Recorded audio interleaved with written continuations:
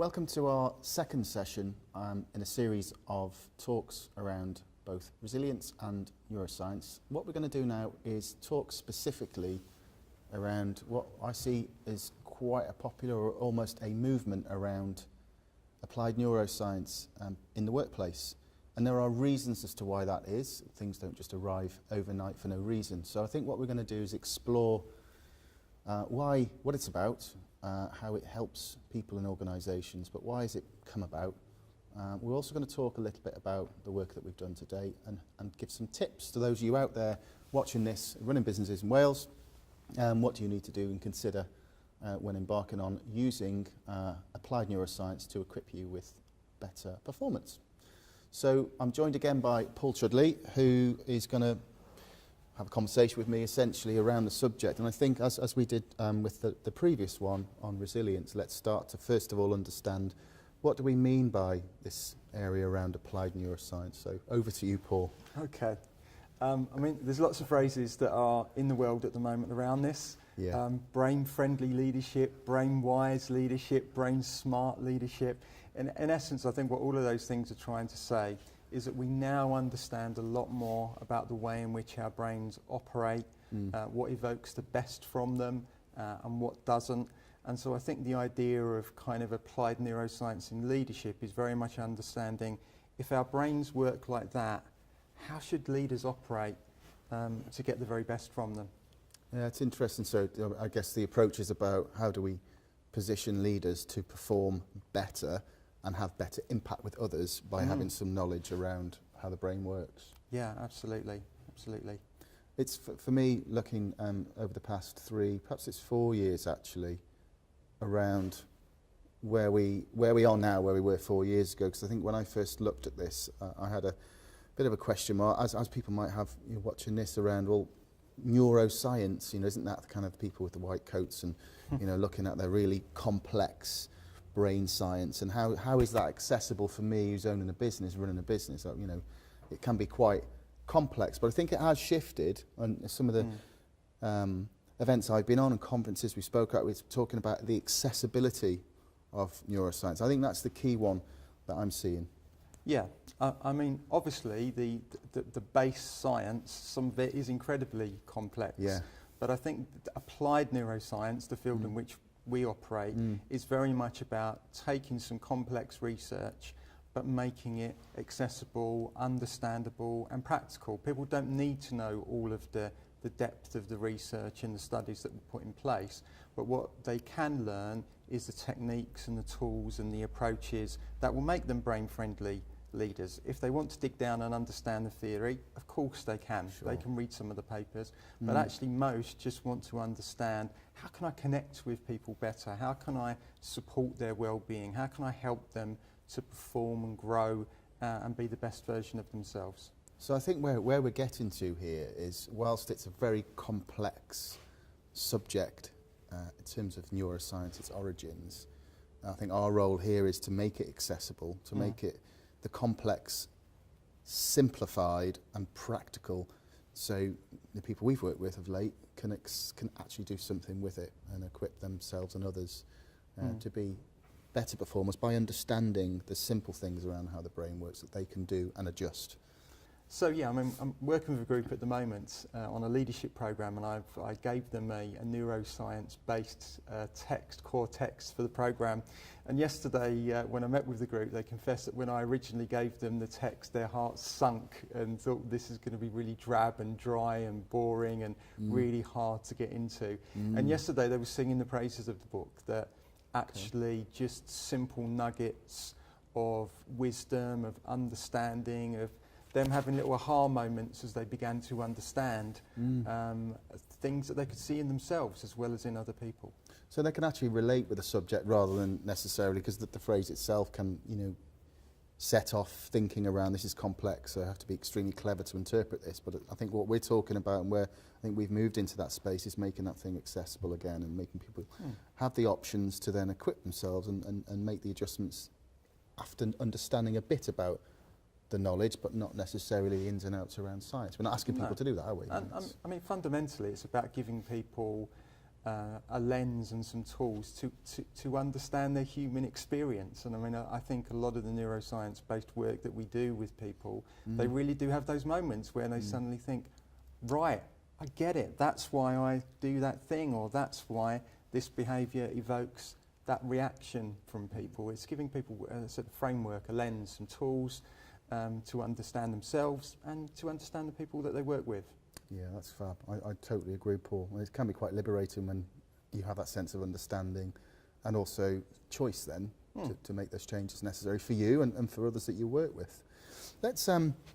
Let's kind of look back around. You know, we're talking about the accessibility of these instruments, and I think it'd be quite useful to understand why are we here? Why has this become getting more traction in the business world? And some of you watching this will have already maybe even been on a seminar around applied neuroscience or leadership and neuroscience. So let's kind of explore what's the reason as to why it's so popular. Okay, well, firstly, it's been enabled by technology. Yeah. So with functional MRI scanning and other techniques, we're able to explore the workings of the brain in ways that haven't previously been possible. That technology has brought about a whole host of really interesting research that we're using now, that we're able to look at and maybe test and try some of the sort of common accepted practices of the past. What the neuroscience seems to do is support some of the things that people have often felt, but really challenge others, really challenge conventions and say, well, you know, we're working like this at the moment and we're leading like this at the moment, but actually that's probably not a way that's informed by science.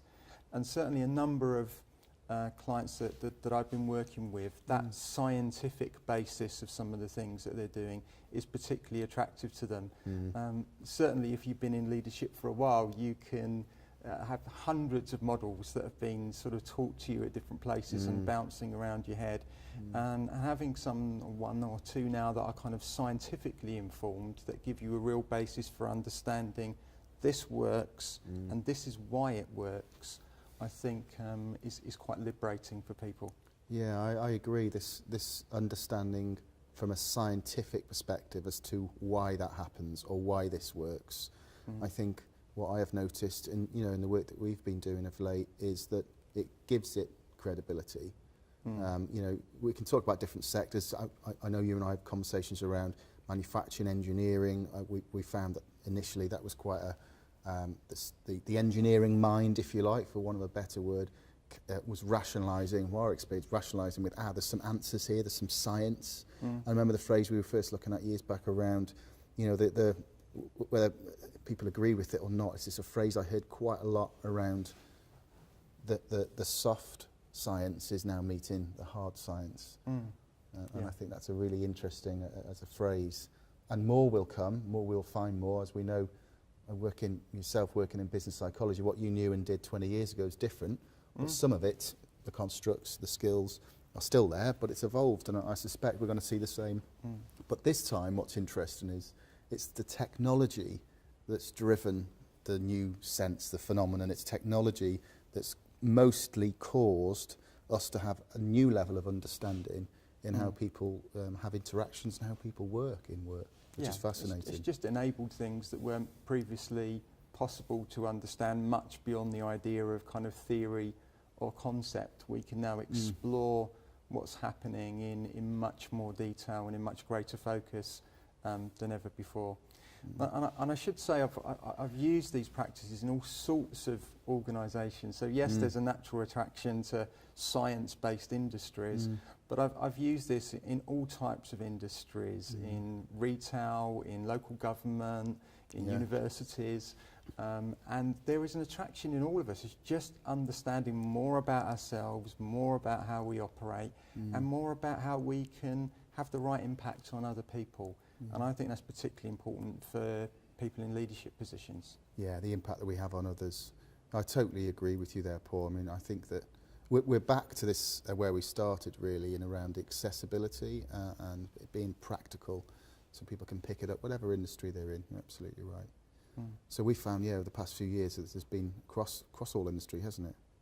So let's Let's try and finish in a similar vein to where we did when we looked at resilience. So people watching this out in business world in Wales predominantly.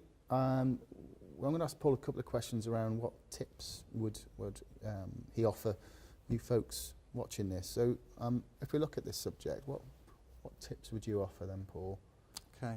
I mean, it's a complex issue, and I don't want to try and make it too simplistic by boiling it down, but here's a couple of thoughts. Firstly, stop treating people as if they're purely rational beings, because they're not. And a lot of what drives engagement, a lot of what drives motivation, a lot of what drives kind of people's commitment and discretionary effort takes place in the emotions. And I think the key thing for leaders to think about is what's the emotional tone that I'm creating. We know that there's a concept called emotional contagion, where emotions are very catching. And I recently described to a group that leaders are in a special position. They almost walk into a room or into a part of an organisation and they sneeze their emotions all over everybody else, because we are, particularly within social groups, primed to look at the leader. What's the leader thinking? What's the leader feeling? How happy are they with things at the moment?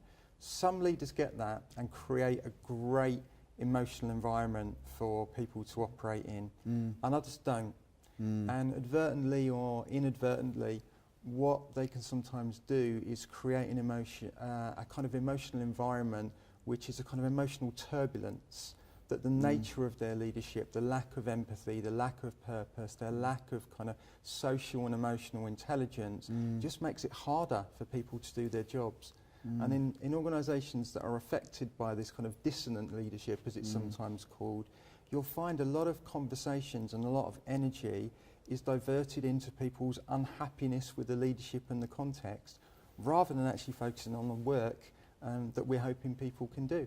Yeah, that would make some sense. So their energy and focus is about what's not working in the terms of the leadership, the style, rather than actually going with the leader. But that's back to, as you said, whether it's dissonance or the behaviours that have some kind of disconnect with people, and those behaviours are about the leader's choice.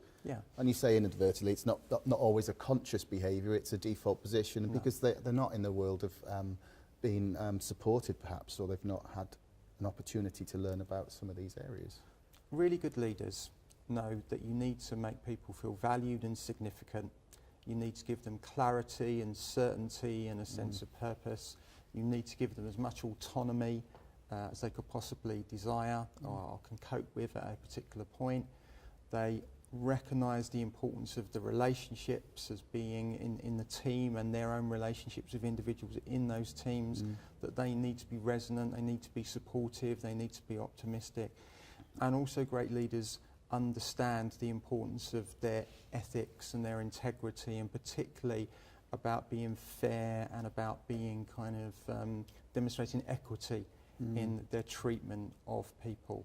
Leaders that do those things kind of resonate in the right way, and leaders that don't do those things will always leave people having a sense that something's lacking, something's not right. Some of their needs are not really being fulfilled in the way that they might want. Okay, that's excellent. So we're about to summarise this really in a sense that what Paul has shared with us.